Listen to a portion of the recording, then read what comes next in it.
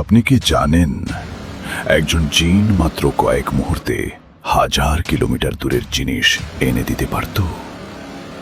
হযরত সুলাইমান আলাইহিস সালামের সামনে একদিন উপস্থিত হলো এক শক্তিশালী জিন, যাকে বলা হয় ইফরিত। সে বলল, হে আল্লাহর নবী, আমাকে একটি কাজ দিন, আমি আপনার আদেশ মেনে চলব।